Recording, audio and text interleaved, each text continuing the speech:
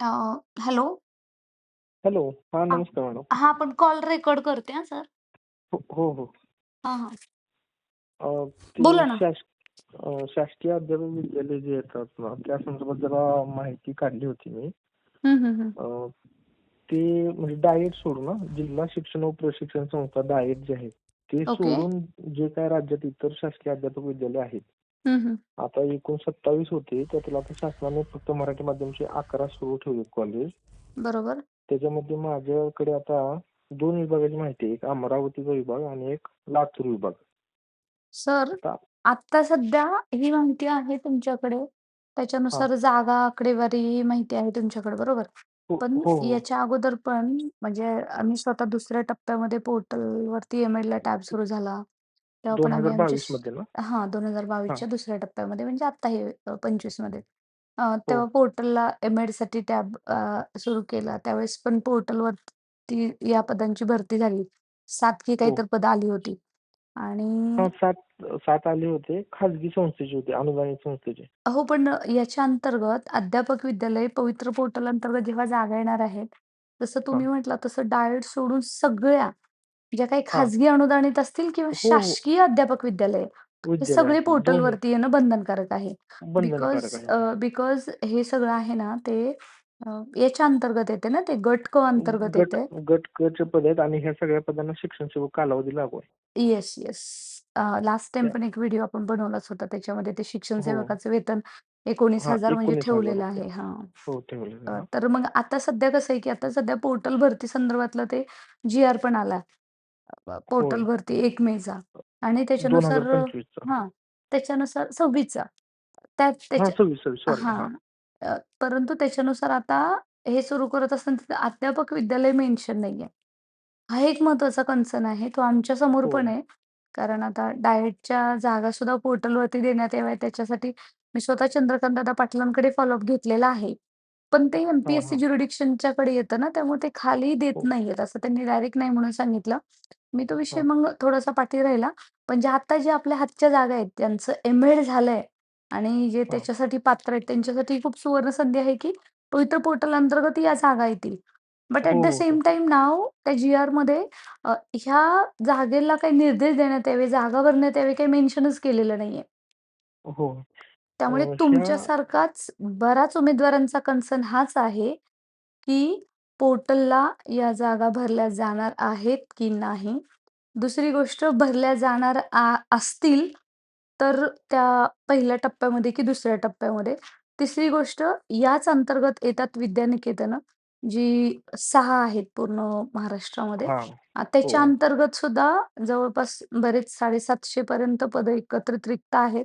नाही म्हटलं तर त्याच्यातली किती भरतील, समायोजन होऊन किती जरी झालं तरी पण एक 400-500 तर कुठेच गेली नाहीत. एवढी मोठी हो. पदांची तिथले सुद्धा आपण आर-टी-आय मागवलेत सर. त्या काळे सरांनी त्याच्यावरती काम केलंय. तुम्ही सध्या पूर्ण या शासकीय अध्यापक विद्यालयावरती आर-टी-आयवरती काम केलंय. हो. अजूनही महाराष्ट्रामध्ये बऱ्याच ठिकाणी अशी अध्यापक विद्यालय असतील, की त्या पोर्टलला जागा देतात आहे किंवा देणार नाहीत. याच्याबद्दल त्यांनी साशंक आहेत. ते कुठलीही भूमिका घेत नाहीयेत आणि सर्वात महत्त्वाचं आता आपल्यासाठी बॅड न्यूज अशी, की ते 1 मेच्या जी-आरमध्ये ते रिफ्लेक्ट झालं नाहीये. ते जर होय. निर्देश त्यांना विभागीय उपसंचालकांना गेले असते ना, तर मग आपलं हे टेन्शन कमी झालं असतं. चला, त्यांची बिंदू नामावली होते, जाहिरात मावककडून अप्रूव्ह होते आणि पोर्टलवरती जागा येतात. आता द्विधा हो. मनस्थिती कशी आहे आपल्याकडे? की त्यांचं कसं झालंय, की हॅलो, आवाज येतोय? हां, येतोय, येतोय सर बोला. हां. त्यांनी पत्रकामध्ये 1ली ते 5वी, 6वी, 8वी, 9वी, 10वी व 11वी, 12वी इत्यादी उल्लेख केलेला आहे. हं, मग बरोबर. आता हे अध्यापक विद्यालय हे सगळे कनिष्ठ महाविद्यालय आहेत. मग ते राइट. कनिष्ठ महाविद्यालय हे 11वी, 12वीच्या समकक्ष राहतात. हं. आता आपल्याला फक्त आता अंदाजच बांधता येईल कारण पत्रकामध्ये स्पष्ट उल्लेख नाही. तर ह्याची चौकशी आपल्याला आयुक्त कार्यालय किंवा परीक्षा परिषदच्या अधिकारी यांच्याकडे करायला हवी. की बाबा नेमकं काय होणार आहे? कारण पवित्र पोर्टल 2022 टप्पा 2 मध्ये तर तसा शब्द दिला होता हो, अध्यापक हो सर. विद्यालयाचा. इव्हन आत्ता सुद्धा तुम्ही पाहिलं असेल पोर्टल जेव्हा सुरू झालं 2026चं रजिस्ट्रेशन जेव्हा सुरू झालं सेल्फ सर्टिफिकेशन, तेव्हा सुद्धा पहिल्या दिवशी एम-एडचा टॅब सुद्धा नव्हता. त्या नव्हता. होय. त्याच्यासाठी सुद्धा हो सर मी शिवनेटी फाउंडेशनच्या माध्यमातून लगेच हो, लेटर दिलं आणि तुम्ही हो. पाहिलंय की तो ॲपियर हां. विद्यार्थ्यांना पण. हां केलं आणि होतं ते. येस, येस आणि मग त्यांना आता तो टॅब सुद्धा दिला. आता काय झालं, माझं आपलं काम झालं.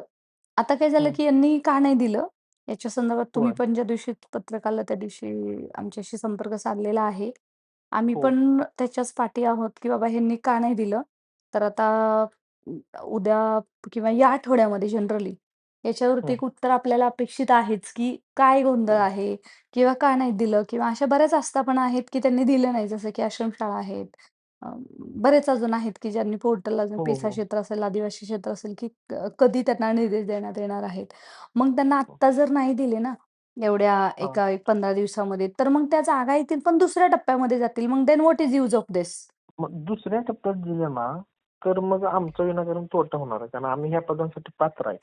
मग शासन ह्या जागा रिक्त असून आमचा आता आर-टी-आय माझ्याकडे आलेला आर-टी-आय 18 मार्च आणि 27 मार्चचा आर-टी-आय. मग जर हे जर ओके. आर-टी-आय हां, जर तुम्ही एक महिना कोणकोणते आर-टी-आय टाकलेत? जागा कशा आहेत? कारण आता हे जो हां, व्हिडिओ पाहणारे लोकं आहेत, ते हां. एज्युकेशनवाले असतील आणि एम-एडवाले असतील आणि 100% एम-एडचं ते कसं हां, म्हणजे सर हां. मी सांगते म्हणजे हो, ऑफकोर्स हो, तो एन-सी-टीच्या नोटिफिकेशननुसार this people also waiting for this.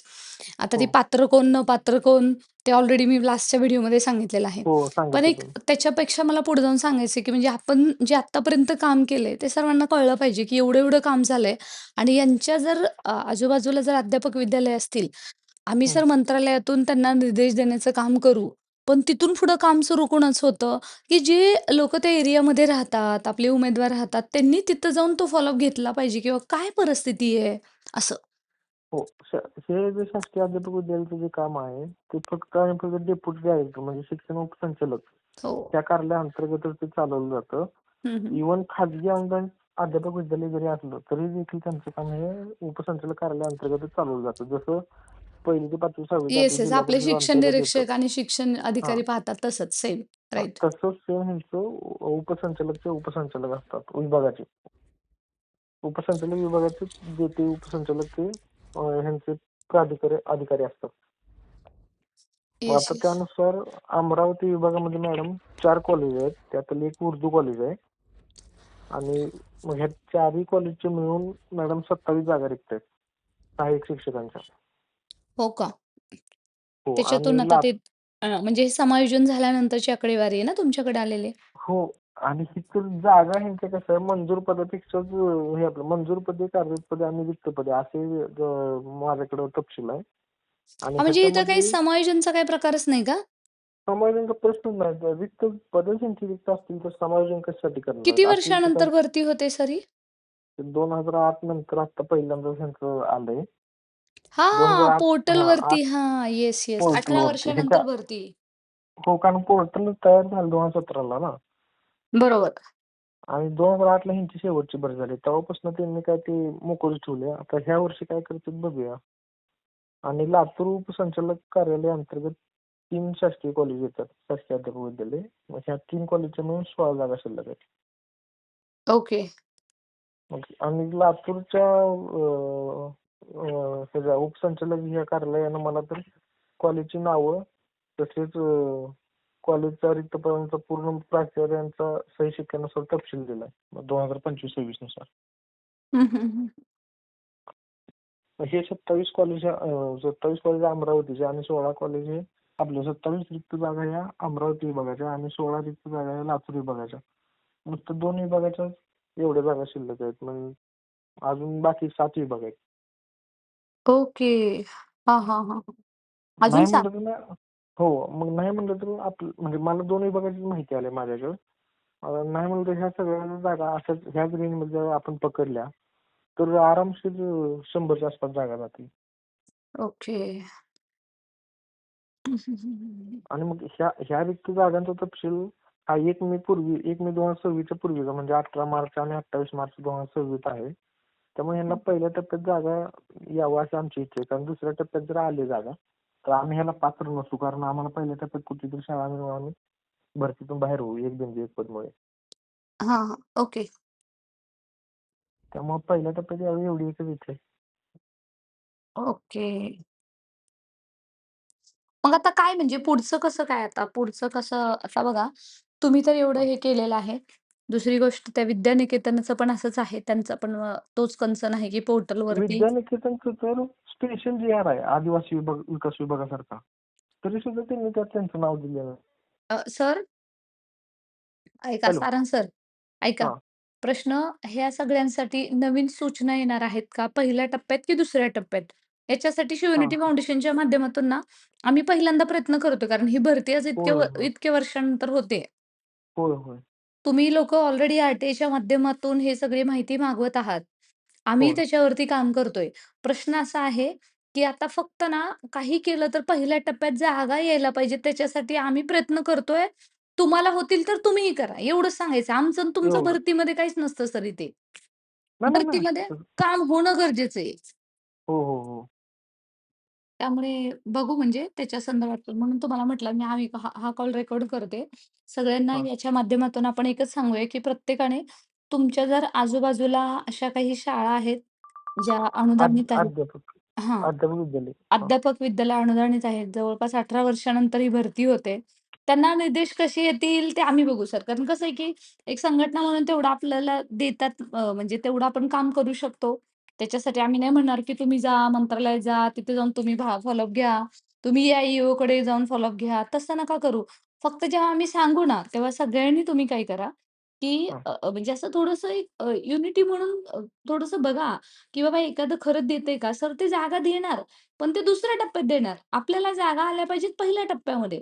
पहिल्या तर टप्प्यात. हां. एक बिंदू एक भरती त्याच्यामध्ये उमेदवारांचं आता कसं पकडणार आहे ते सुद्धा विचार करणं फार गरजेचं आहे, की कुणाला होय, प्राधान्य किंवा कसं काय, कशा पद्धतीने होय. त्यांचं पहिल्यांदा नंतर एकदा लागल्यानंतर नंतर लागून काही फायदाच नाही. त्यामुळे नाहीच सगळे जे नाही. लोकं हे अध्यापक विद्यालयाच्या भरतीचा हा काही जे पाहतात आहे हा व्हिडिओ, त्या सर्वांना मला एकच सांगायचंय की आपण याच्या लवकरात लवकर कसे निर्देश येतील, या आस्थापनाने याच्यासाठी आम्ही आता मंत्रालयात, आयुक्त कार्यालयात आम्ही याचा पाठपुरावा करत आहोत, करू. तुम्ही म्हणजे होप्स विसरू नका किंवा सोडून देऊ आणि नका. पण एक आणि आहे मुलांनी ह्याचा पाठपुरावा उपसंचालक कार्यालय म्हणजे प्रत्येक विभागाच्या उपसंचालक कार्यालयात करावा, एवढीच एक विनंती. हो, हो सर. आणि का माहिती का? बाकीच्या सगळ्या आहेत ना सर, ई-आय-ओ त्यांची तिथं काही करायची गरज नाही सर. जे काही आहेत ना आपले ते भर ते शिक्षणाधिकारी वगैरे बाकीचे त्यांचं आता त्यांना येऊन गेले ना सगळं. झालंय सर. त्यामुळं ते व्ही-सीमध्ये असतात सर. आणि हो, हो, त्यांचं आहे. हो. परंतु आता हे कसं, की एखादी खाजगी अनुदानित शाळा आहे, अध्यापक हो. विद्यालय आहे. मग त्या हां. लोकांनाही स्वतःच्या कुर्मीमध्ये राहतात, जोपर्यंत वरून बडगा येत नाही तोपर्यंत. हो, आणि हो. कसं आहे, की वरून नाव येत आपल्याकडे कमी वेळ आहे ना, म्हणजे यांना जर होय. अजून 15 दिवसांनी, महिन्यांनी जर सूचना झाल्या, तर मग काय फायदा? हो, बरोबर आहे की. त्यामुळे पहिल्यांदा ह्या जागा आहेत शिल्लक, अशी त्यांची मागणी आहे, की पोर्टलला जाण्याची. असं तुम्ही पण तिकडून करा, की तुम्ही असं काहीतरी करा त्या विद्यालयामध्ये जाऊन, की तिकडून मागणी करायला सांगा, की आमच्याकडे जागा शिल्लक आहेत, पहिल्या टप्प्यामध्ये दिल्या, आत्ता का नाही दिल्या? हे उमेदवारांनी काम करायला पाहिजे सर. हो, हो, हो. आणि ते शक्य होईल सर. हो, चालतंय. ते ते माझ्यापर्यंत जेवढं मला जमलं तेवढं मी केलंय. आता नाही, नाही. ते येस, येस, येस. तेच तुम्ही केलेलं आहे म्हणूनच म्हटलं, की हं. सगळ्यांनी असंच आपण करूया. बाकीच्या कोणी नाही केलं तर यांच्यासाठी हे फार महत्वाचं आहे, की यांच्यासाठी तिथून मागणी होते हे सांगणं. वरतून तर सर आम्ही करतोच आहे. त्याच्याबद्दल वादच हो, नाही हो. आणि करूच आणि तुम्ही पाहाल सुद्धा, की ह्या जागा पोर्टलद्वारे पहिल्याच टप्प्यात भरलेल्या दिसतील. That is commitment. आमच्याकडून आहे. ओके. फक्त एक आहे, की तुम्ही पण थोडंसं पहा तुमच्या आजूबाजूला आहेत. तुमच्यासारखे अभियोग्यताधारक ज्यांचं एम-एड झालेलं आहे, त्यांनी प्लीज चेक इट, की आजूबाजूला त्यांची कुठपर्यंत आली रोस्टर तपासणी, त्यांचं झालेलं आहे का? बिकॉज जरी टॅब नसला आला आत्तापर्यंत त्यांच्यासाठी, तर देण्यासाठी आपण प्रयत्न करत आहोत. तुम्ही तुमच्या मनाने प्रयत्न करा. त्या हो, आस्थापनेला जाऊन सांगा, की तुम्ही डिमांड करण्यासाठी. काय आहे शेवटी एकाचं काम नाही सर. प्रत्येकाने मिळून केलं ना, तर काहीच अशक्य होय. नाहीये. एक आणि एकानं जरी चांगलं काम केलं तरी ते प्रत्येकाला फायदा होणार आहे, हेच महत्वाचं आहे. हां, आणि होणारच ना सर. त्याच्यामध्ये काही हो. कोणाचं असं हेच नाहीये. नाही, होय. 100% प्रत्येकाला फायदा होईल आणि फायदा होण्यासाठीच हे चालू आहे सर. याच्यामध्ये काही अ, भरतीमध्ये कोणाच्या बापाची जहागीरदारी नाहीये. फक्त एक आहे की नाही. हां, प्रत्येक एक आहे की जरा थोडंसं प्रत्येकाने योग्य दिशेने जर पाठपुरावा केला, हां. तर ती सर हो. शक्य होणार आहे, हे माहिती आहे. प्रत्येक मुलानं आपापल्या एका जागेसाठी जरी लढलं, तरी ते एक जागेला केलेला पाठपुरावा हा 100 जागेवर रिक्त असलेल्या 100 जागा सुद्धा पोर्टलला येऊ शकतात एका जागेमुळे. Yes, yes, yes, yes. 100% sir. हो. चालेल, चालेल सर. ठीक आहे. बघू हो, हो याच्याबद्दलचे सर. अपडेट्स आल्यावरती मी तुम्हाला सांगेलच. Thank you. चालेल. हां. येस.